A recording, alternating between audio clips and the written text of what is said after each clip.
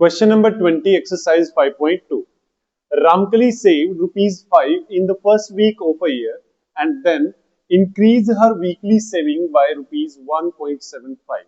इसमें क्या गिवन है कि रामकली ने किसी साल के फर्स्ट वीक में ₹5 सेव करे, उसके बाद उसने अपनी सेविंग को हर वीक ईच वीक उसने अपनी सेविंग को ₹1.75 से क्या करा, इंक्रीज करा।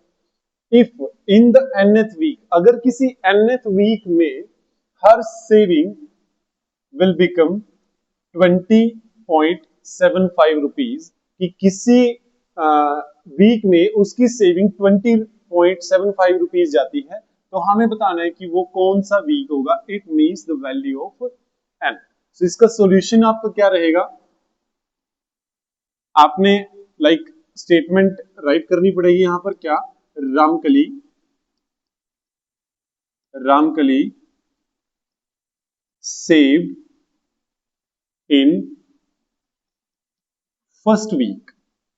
फर्स्ट वीक में रामकली ने कितने रुपए सेव करे, गिवन है आपको ₹5।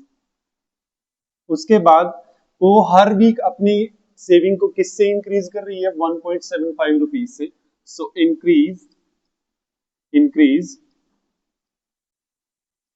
Increase per week. इंक्रीज क्या है पर वीक का, ₹1.75। ₹1.75। अब इसके बाद आप क्या करेंगे, लिखेंगे saving, therefore saving after 2 weeks. 2 week के बाद उसकी सेविंग कितनी होगी। फर्स्ट वीक में उसने ₹5 सेव करे हैं, आफ्टर दैट सेकेंड वीक में उसने ₹1.75 उसमें ऐड करे हैं, इंक्रीज कर दिया है उसने उसको। सो वो क्या होगा, ₹6.75। For the next one, saving after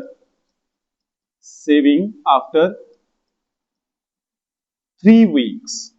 3 week के बाद उसकी सेविंग कितनी होगी, 5 plus 1.75 for second week and 1.75 for third week. So it will be equal to ₹8.50। एक इन्होंने दिया है कि उसकी टोटल सेविंग किसी nth वीक में जाके कितनी होगी, ₹20.75।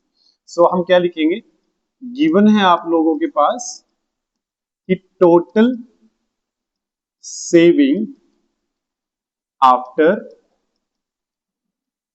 n वीक्स के बाद उसकी टोटल सेविंग कितनी है, ₹20.75।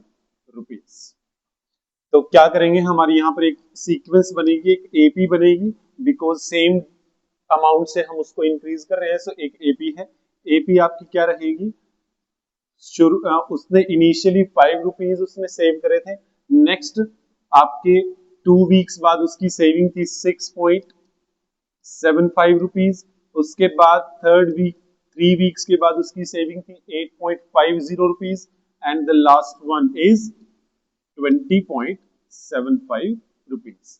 अब यहां से हम क्या करेंगे, ए की वैल्यू आपकी 5 है, डी की वैल्यू आपकी क्या रहेगी, क्योंकि हम हर वीक उसकी सेविंग में ₹1.75 इंक्रीज कर रहे हैं, सो इसलिए आपका कॉमन डिफरेंस क्या रहेगा, 1.75। इसके बाद हमें ये टर्म, उन्होंने बोला है कि एंड में उसकी सेविंग ₹20.75 होगी। सो हमें नहीं पता है कि ये कौन से नंबर की है, सो हमें n फाइंड आउट करना है, और इसके लिए हम इसको मान के क्या चलेंगे, an, कि ये कोई nth नंबर की टर्म है। So an is equal to 20.75। an का फॉर्मूला जो हम इस एक्सरसाइज में करते आए हैं, a plus n-1d is equal to 20.75। a की वैल्यू है आपकी 5 प्लस n की वैल्यू आपको फाइंड आउट करनी है यहाँ पे। सो n-1 ऐसे ही, और d की वैल्यू है आपकी 1.75 इज इक्वल टू 20.75। अब फर्स्ट ऑफ ऑल आप 5 को उधर लेके जाएंगे, n-1 1.75 is equal to 20.75 minus 5। जब आप 20.75 में से 5 को माइनस करेंगे तो आपका बचेगा 15.75।